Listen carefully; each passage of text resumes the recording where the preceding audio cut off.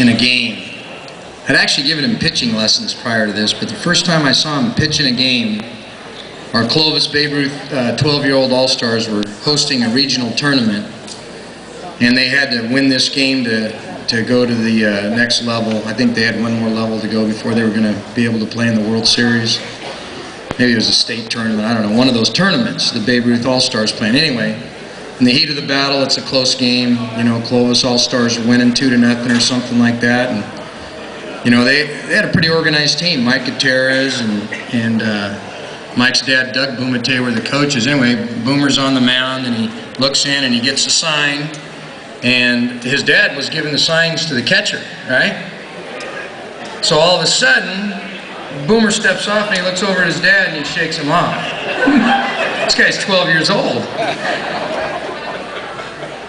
So I didn't know what to think about Mike, but you know, there was a certain stubborn competitiveness that Mike had that separated him from most athletes. The will to win and the will to succeed and not be defeated is just a tremendous asset of this guy. You know, when that Babe Ruth team actually qualified for now they call it the Cal Ripken World Series. Back then it was the Bambino World Series. It was played in a little town in Florida, I believe near Orlando. It's called Alachua, Florida. But anyway, the story is, in the very first game, this is the little town of Clovis All-Stars. We're playing against all these towns from all over the country. Michael gets the ball for the first game and threw a no-hitter. He's 12 years old, no-hitter. But this is a sign of things to come. Once again, the stubborn competitiveness and the desire to be on the big stage of baseball, that's something that never escaped Mike. You know, in high school, he had a record of, in 3 years of varsity baseball, he had a pitching record of 28 wins and 1 loss. That 1 loss was by 1 run, and we kicked the ball around a little bit, or he'd have been 29-0. That's pretty darn amazing. A great story that I have about Mike, and this is, you know, pitchers are sometimes, if you're a parent of a pitcher, you might think your kid's a little bit strange. Sometimes they are. But Mike really wasn't one of those types. I mean, you didn't have to say any words of encouragement. Are you ready today? Or how's your arm feel? Just give him the ball and go pitch. We were playing at Central High School, and we had a real good pitcher that was going that day, a guy named Lee Lambert. Lee Lambert gets up in the first inning, and I think Noakes was trying to hit him and knock him out of the game. Anyway, he backs up and he gets hit by a pitch in the elbow. It's pitching elbow. Okay? So Lambert now, at the end of the inning, he goes out there and tries to throw a few warm-ups. He said, I just can't go. I can't feel my arm. So okay, Boomer, go warm up. Well, Boomer warmed up. And that day he went out to pitch. Now remember, he had no idea he was going to get on the mound. He threw a no-hitter against Central High School with no warning.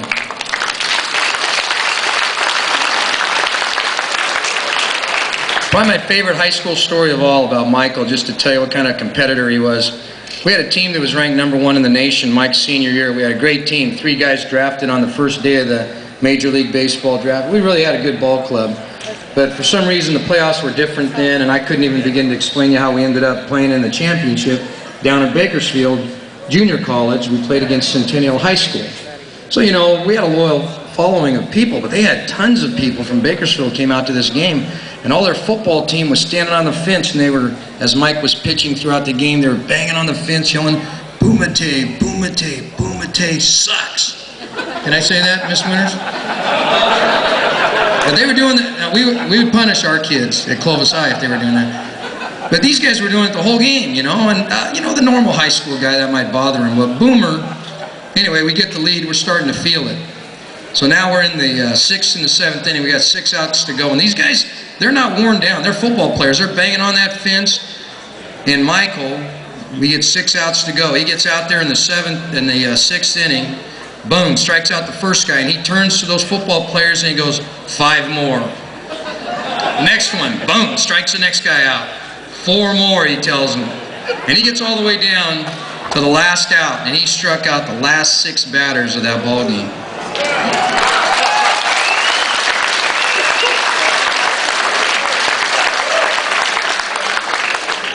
You know, in our record book, and we try to keep immaculate records, And Dave Menindian here, who I didn't introduce yet, is one of the reasons we keep such great records. He does our media guide every year. If you've ever seen that, it's a tremendous publication. But these are some of Mike's Clovis High records. Most wins in a season with 15. Most innings pitched, 92. Most complete games, 10. Most shutouts in a season, 5. Most career wins, which I already mentioned, 28. And most strikeouts in a season, 211. Now, for the whole section, and there's been some great players that have played in the Valley, Mike's 23 consecutive wins ranks 3rd all-time in the Central section, and his 15-0 record his senior year ties for the top mark in the Central section. Ladies and gentlemen, we do have 3 great Hall of Famers, and I'm very proud to introduce our great left-handed pitcher, Michael Bumatin.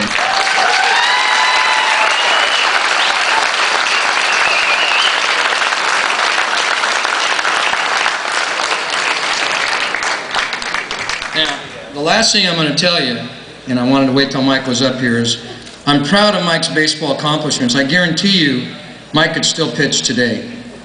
But, you know, last year he decided there were more important priorities. He played 10 years in the minor leagues. And probably what I'm most proud about Mike is that he's a great family man and a great husband, and he really cares about his kids. And that's probably important to me as how well he played the game of baseball. Mike Bumatin.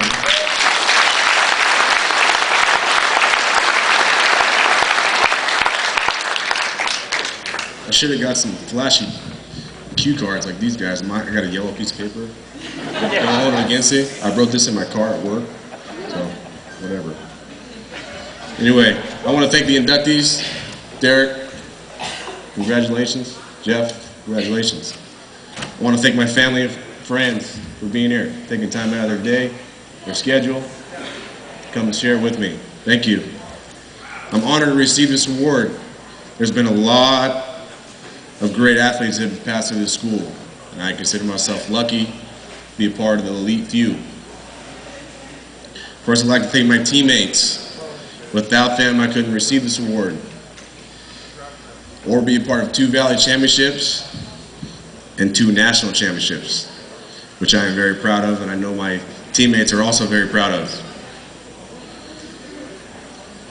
As a pitcher, it's so much easier to go back on the mound in the top of the 2nd inning when it's already 8-0. My teammate did this for me almost every time. I go back in the second inning, and it's already 8-0. We're already killing the team. It's a lot more comfortable. If anybody pitchers out there know it's a lot more comfortable, a lot more relaxing as a pitcher when you go out with a lead. A lot more relaxing. I want to say thank you to Coach P for putting up with me, for one. Anybody who knows me knows that I'm not the best at following rules. I'd like to push the limit as much as I could. Dr. Rogers, shaking her head going, yeah, I'm sure. I remember that. But I think Coach B came to understanding that all of us, my team, liked to mess around a lot. But when it came time to win ball games and get serious, we got serious, and we won a lot of ball games.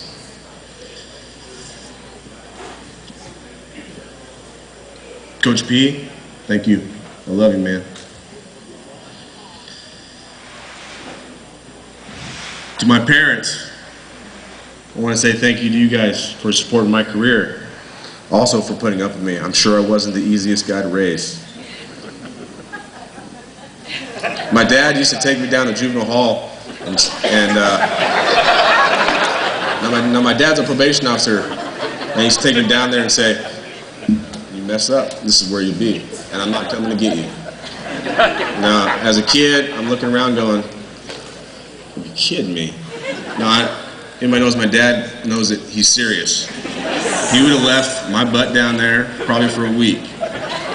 But he would have taught me a lesson, and that's exactly what he did. Taught me a lot of lessons. Not only thank you to my mom and dad for sending me all around the country to play wherever I needed to go, to China, to Australia, wherever I needed to go. I wouldn't have gotten to where I am as a person, to where I've gotten as a player, to where I am now as a husband and a dad.